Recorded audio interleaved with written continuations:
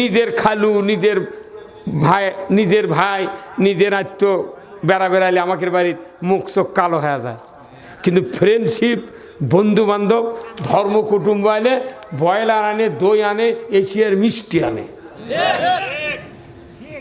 আবার নিজের আত্মীয়, আমি ভাই, আমার বোন আছে, আমি বাপের 10 বিঘা জমি পাচ্ছি, তাহলে আমার বোনও 5 বিঘা পাবি। তো ওই আমার বোনও জমি কেমনি না দেওয়া যায়, এই বুদ্ধি বড় ভাই করে। ভাই কথা কন না আপনি? তা আপনি এই দুঙ্কার কি ভাবিচ্ছেন আপনি? ও আপনার ভাবনার মধ্যে খুব ভালো বুঝতে পারছেন, কি কথা ঠিক কিনা?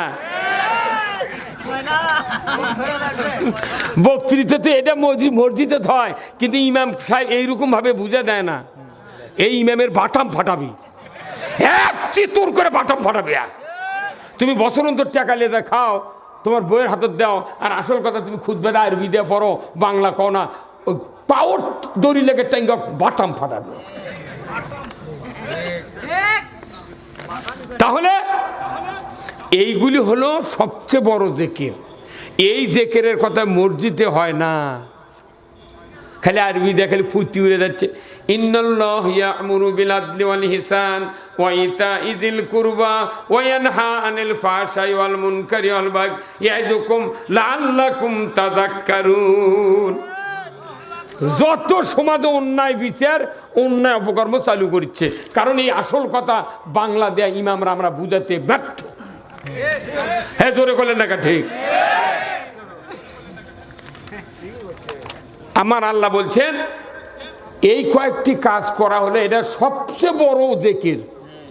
ওই সন্ধ্যার সময় তাহেরির মতো জিকির করা, এটা কোনো জিকির নয়। এই তাহেরি রে জালাহু পোরাও রাখিয়া তো মারদারি, এটা জিকির নয়।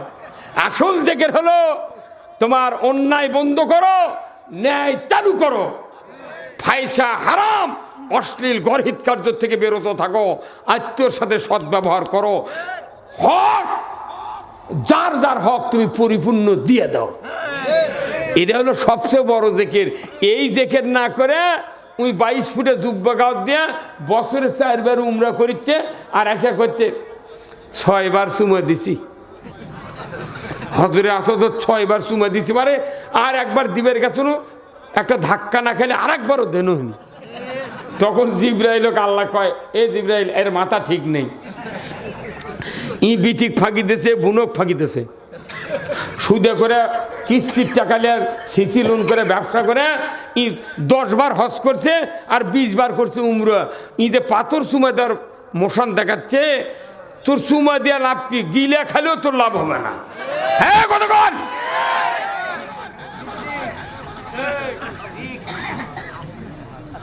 আসল বক্তৃতা হলো মসজিদে হয়, কিন্তু মসজিদের ইমামগুলা আমরা নিজেরা গোপন করি কথা। 2 নাম্বার,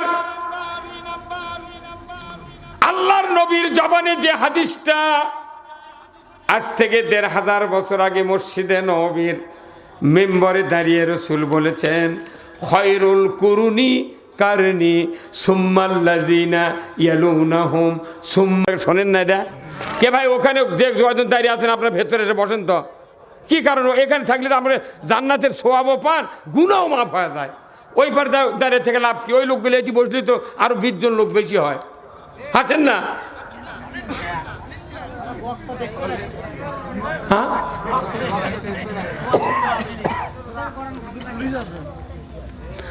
ভাই আমার, আল্লাহ রসুল বলেছেন খৈরুল কুরুনি কারনি, আমার যুগ হলো সেরা যুগ। ধরে কোন আল্লাহু আকবার। রসুলের যুগ হলো সেরা যুগ। এই কথা ইমামরা পরে প্রতি শুক্রবারে, কিন্তু একটা মুক্তাদি লাফে ওটা প্রতিবাদ করে না। হ্যাঁ ইমাম, রসুলের যুগ তো সেরা যুগ ছিল, তো তুমি ইমাম তোমার যুগ কি? হ্যাঁ কথা বল। তুমি যে যুগত বাস করে খয়রুল কুরুনি করছো, তোমার যেগুলো মুক্তাদি আছে 15.5 আনা মুক্তাদি কিস্তির টাকা লেছে। কথা কয় না রে? কি 15.5 আনা মুক্তাদি কিস্তির টাকা লেছে। আর বড় বড় টাউনে যারা নামাজ আদায় করে, বড় বড় ব্যবসায়ী, কেউ 20 লাখ 50 লাখ 1 কোটি 500 কোটি টাকা সিসি লোন করে সুদের অর্থনীতি মানিয়া ব্যবসা করে, সারা পাঞ্জাবি আতর দিয়া ভিজা মসজিদে দা বসে থাকে। হ্যাঁ, এতগুলা মানুষ সুদের অর্থনীতি মানল, যাকাত উৎখাত করলো, সমাজের মানুষগুলি কিস্তির সাথে জড়িত হলো। আজকে মানুষের খাওয়া পড়ার গ্যারান্টি নাই, বাজার মূল্য এত বেড়ে গেছে, বিদ্যুৎ বিল এত, চুরি ছিনতাই রাহাজানি দিয়ে সমাজ অস্থির হয়ে গেছে, মানুষের অধিকার নাই। এই সমাজ তুমি কেমন করে বলো খয়রুল কুরুনি কারনি? কতক্ষণ গা ওটা নবী কাছে, নবীর যুগে যা ছিল খয়রুল কুরুনি, এই যুগ হলো সোনার যুগ, তোর যুগ যে লোহার যুগ। কতক্ষণ গা আমার ভাইরা,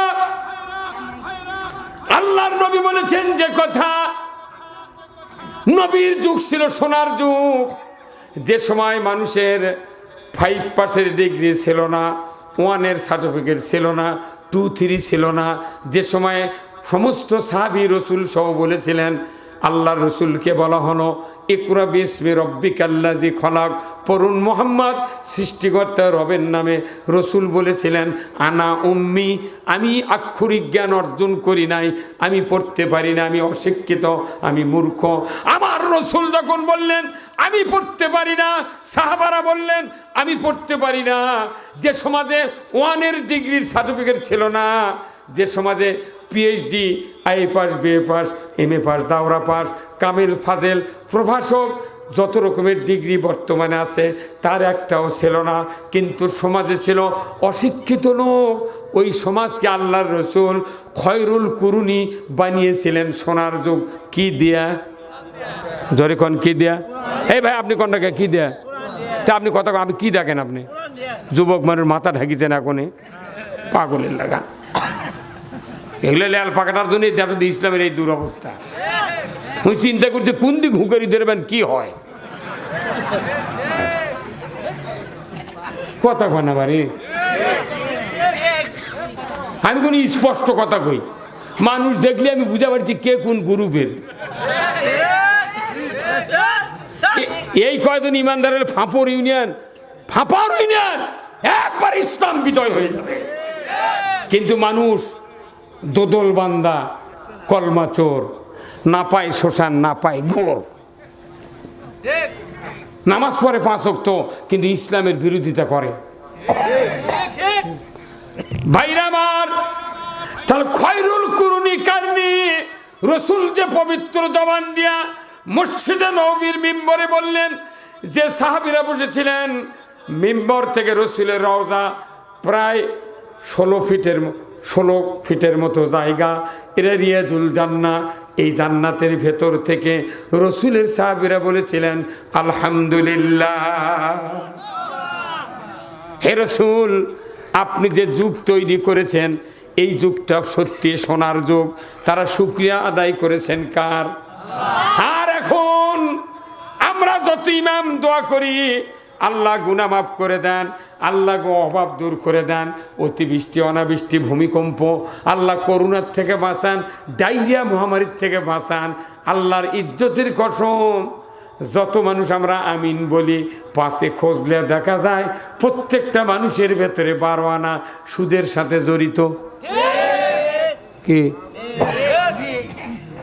সুদের সাথে জড়িত থাকার কারণে এত বড় কুফরি হচ্ছে। দুনিয়ার কোনো ব্যাংকার, দুনিয়ার কোনো মুফতি, দুনিয়ার কোনো আলেম ওলামা কেউ কোনোদিন সুদের বিরুদ্ধে কথা বলল না। সমাজে সুদ চলে, আবার মসজিদ টাইলস কেনে, কেউ কেউ আবার ঠেলা, দোষের ঠেলায় পুরো যায় না আমাদের মতো টাইলস কিনে দুম্মত দিতে। আবার ওটি নিচ্ছে, মেডেল নিচ্ছে, তুর্কের টাইল ছুটতে না 12, আর একজনের 16, আর একজনের 24, আমি আনছি 48।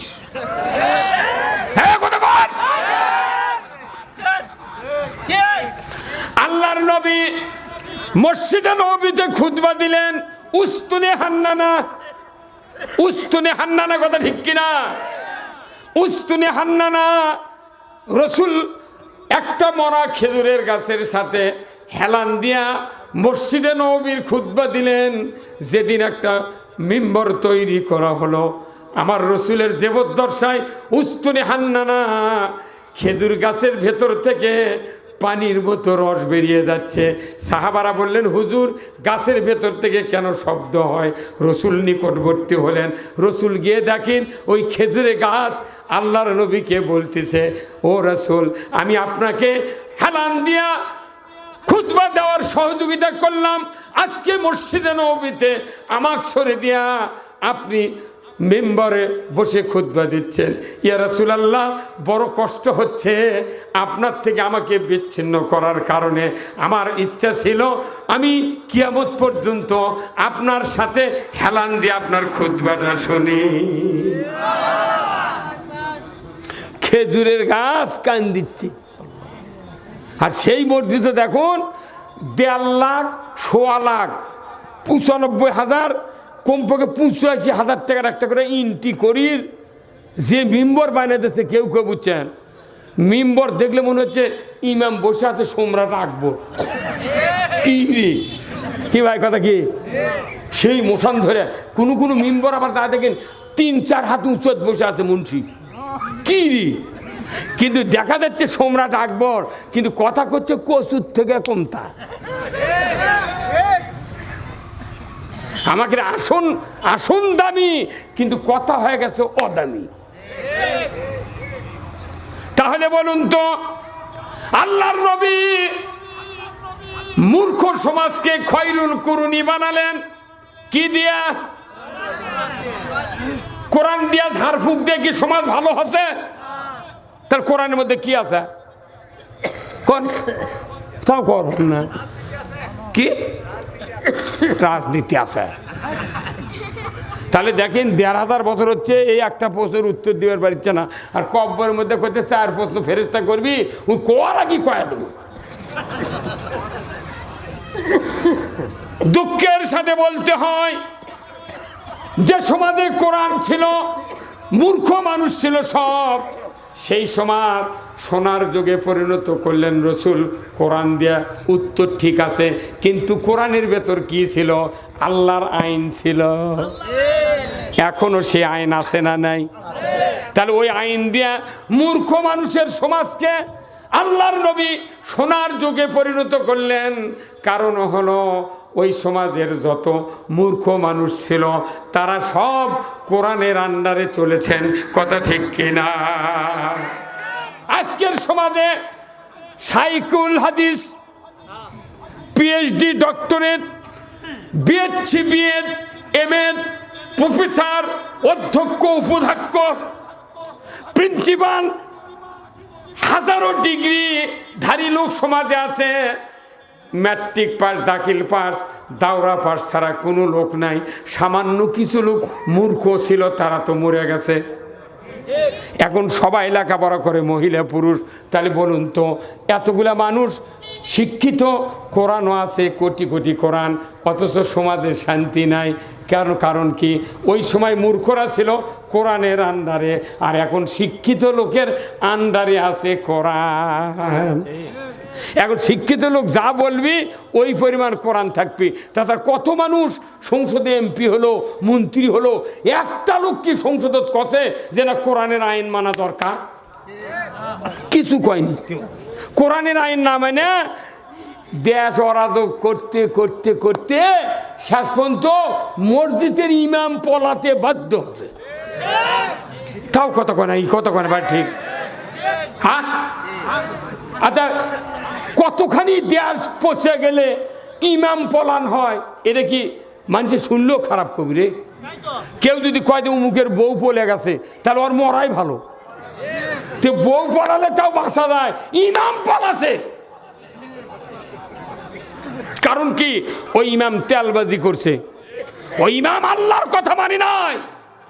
ওই ইমামের পিছনে বড় বড় আমলা, সচিব, মন্ত্রী, বড় বড় অফিসার, পুলিশ, ডিএমপি, কমিশনার সব নামাজ পড়ছে, কিন্তু আসল কথা মসজিদে বলে নাই।